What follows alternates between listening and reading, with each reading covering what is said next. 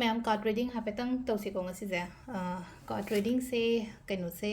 अखोइगी ngasi से कई मतांगिनो है कांदा ब्लॉकेजेस हारसेने को हौजिक से अइना तौबु मतमदा अइगी थबक ओइरो इंखांग ओइरो नत्रगा हाइदी एनी प्रॉब्लम्स हारसेने को रिलेशनशिप की ओइरो हौजिक नुंगाइत्रिबो खोत्रिबो मयाम से हाइतारे को ओवरऑल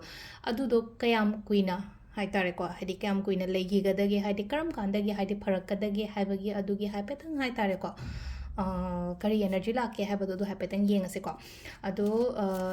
क्रिस्टल अनी खक थमिसे मैमनसु उबिरमनिको हाइदी एक्वामेराइन अमगा हेमेथिस अमगा लेरेको सिसिना फर्स्ट किसिना एक्वामेराइन को हाइदी खतंग ब्लू चंगबा स्टोन से को अदुगा सिसिना पूरा पर्पल मचुनेको ब्लैक ओइनदी उरमगनी पर्पल मचुनेको हेमेथिस को ग्रुप 1 ग्रुप 2 ओइना खाइदोसेबा हाइदी अहामबगिसिना ग्रुप 1 ओहेलासे अकोम्बैसिना ग्रुप 2 ओहेलासेको अदो ग्रुप 1 खनबा येंगसेको हाइदी ग्रुप 1 खनबंगैगी ओइना हौजिक हौजिक अइना तौरिबो खोलिबा सिगी पोट मैमसिदा कयाम कुइना अइंगोंदा ब्लॉक लेगिदगे हाइदी करंबा मतमदगी खरा फरकदगे हाइबना चिंगबा अदु मैमदो अदु हाइफेट येंगसेको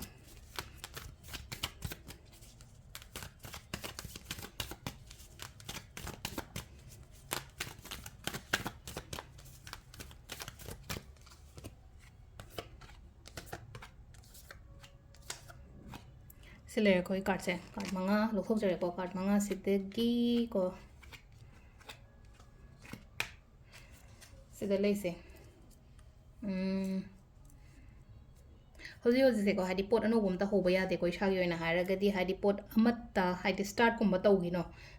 तौगिनो हाइबगी यात्रदी कइनो हाइ कांसे को अनोबा थबक कुंबा कइगुंबा हाइतारे को हंदक थादा हौगे काइना खलसे बको खितंग होल तौबियो अप्रैल गुंबा कइगुंबा को मतुंगदगी अदुमाइना तौबा अमा अदुगा अइंगोंदा हौजिक हाइतारे को अइगी सेल थुम फंगदबा खोतकदबगा लेरगदी अदुदुना क्रम कांदगा अमुग यागदके हाइ कांसेदना प्रॉब्ली अगस्त को अगस्त मतुंगुंबा कइगुंबा अदुमाइना अइना होटनारिबा खोलिबा मैम से हाइतारे को अइगी होटनारिबा ओइरो अइना अइगी एफर्ट अइना थादारिबा पोट मैम सिगी रिजल्ट रिवार्ड करी क्राशगुंबा मैम से सेप्टेम्बर को हाजे मोस्ट प्रॉब्ली सेप्टेम्बर गुंबा हारसिने को अप्रैल मे जून जुलाई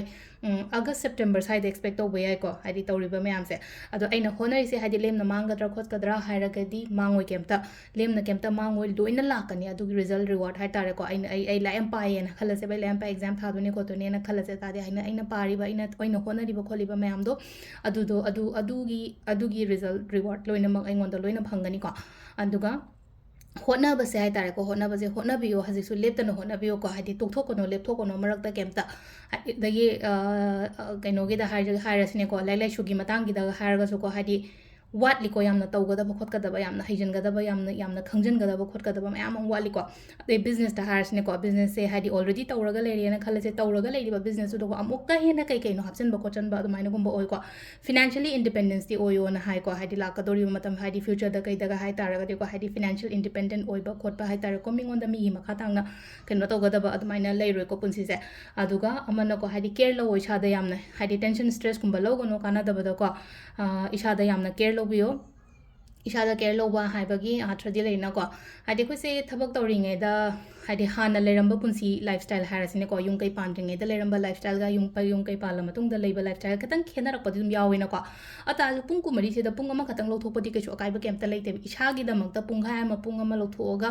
चथोपबा ngamdragasu हाइदी सुमांगदा वाकिंग चपनी खंगदे योगा तौबनी खंगदे मेडिटेशन तौबनी खंगदे अदुमाइना मतम खतंग काइथोपियो इसागी दमकता हाइदी मी टाइम से यामना दरकार रोइको आई इसागी ओइबा मतम अमा हाय केमको अदुम हिप्पगसु लेरंबसु याइको हाइदी मतम अतोप मतम फ्री ओइ मतम अमदा हाइदी हिप्पगा लेये खोलेना खलसेबा ngसाइगी हिप्पगा लेय मतम हिप्पगा लेदि सुरुकपुदि ai केनोमा हाय तारेको हाइदी अꯩꯉꯣꯟꯗ ꯀꯥꯟꯅꯒꯗꯕ ꯄꯣꯠ ꯑꯃ ꯇꯧꯕꯤꯌꯣꯕ ꯑꯗꯨꯃꯥꯏꯅꯀꯣ ꯑꯗꯣ ꯁꯤꯗ ꯂꯩꯔꯦꯀꯣ ꯑꯍꯥꯟꯕꯒꯤ ꯑꯩꯈꯣꯏꯒꯤ ꯑꯦꯛꯋꯥꯃꯦꯔꯥꯏꯟ ꯈꯟꯕꯉꯩꯒꯤ ꯑꯣꯏꯅ ꯍꯥꯏꯔꯒꯗꯤꯀꯣ ꯃꯊꯪꯒꯤꯁꯦ ꯑꯦꯃꯦꯊꯤꯁꯀꯤ ꯑꯃꯨꯛ ꯌꯦꯡꯉꯁꯤꯀꯣ ꯃꯌꯥꯝ ꯒ꯭ꯔꯨꯞ 2 ꯀꯣ ꯒ꯭ꯔꯨꯞ 2 ꯑꯦꯃꯦꯊꯤꯁ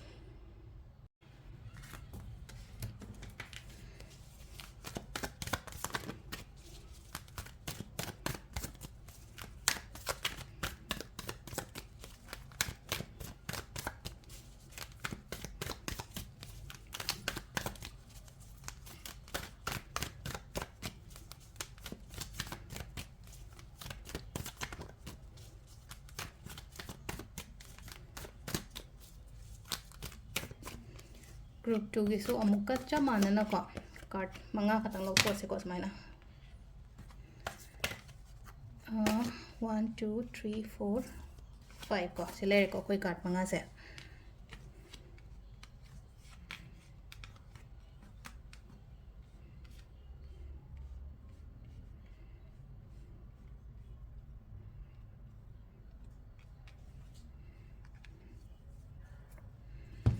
सिदना अमुक लेसे हाइतारे को मना थानदबगी टाइप ता मतवे को हादि थबक तो मतमदा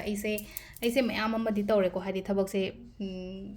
होना बाहर से ऑफिस की नहीं खंगदे नत्रगा आइगी युम की नहीं खंगदे आइगी इमुंग मनुंग आइना लेरिबा जगह दुदा आइना होनरिबा खोलिबा मयाम से हाइतारे को हादि मीना केमता खंगबी दब उबी दबगी टाइप तम तौबदो अदुमाइना ओइना ओइ को अदो केम खनगनो हादि नोम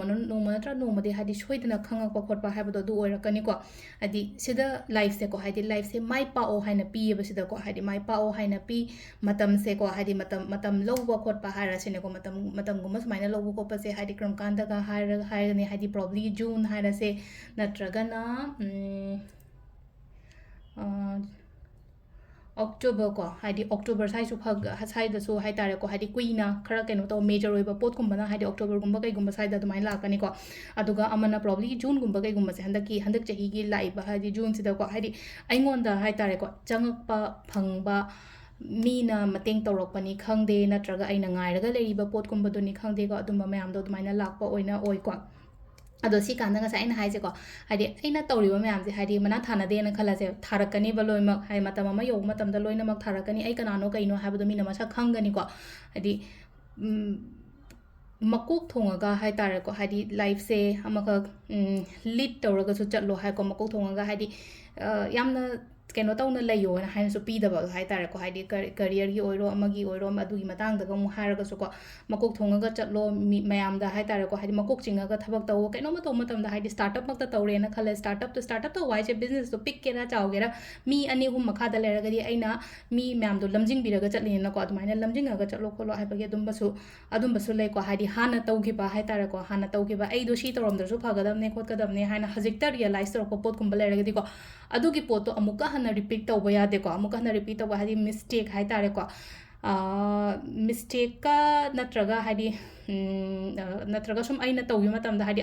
aina akoina tawgi bada hadi loina mak soi haibadi yaroina hadi tawgi bada e simadi soi gra si tawram draga de ai do ngasi waroi damne si je tawram draga de ai sida ku tharam draga di natraga sigi da aina kani mating pang ba natraga hadi yamna usan biru bodo mi gi damakta adu tawram dradi ai do phagadamne hajikta realize torpa adu gi poto amuka hanna hai tare ko hadi soi bodo hai tare ko aina mi sigi mating pang matam da hadi soi reba adu na ai hajik se wareba adu hojik so mi ama la ko matam amuka so mating pang ge na khan gono dai kan da di hai tare ko hadi ai gi mistake hadi hana taw gi mistake to amuka repeat taw gono amuka repeat taw ga di am ko waja ba hai dune sida hai je ko adu duna si katang realize to bi ko hadi repeat taw gono mistake se hadi never repeat your past mistake ko hadi la ko dori matam do oiro hojik ta oiro ko aduga thaba ingkhang taw matam da ko hadi leina ko hadi chawba khotpa suguma mayam su khatang control to bi ko adu sida leire akoi gi ko karam kanda hai tare ko blockages kumba kai gumba se hadi kadang pharakada ke hai bagi adugi matang gi reading se ko thank you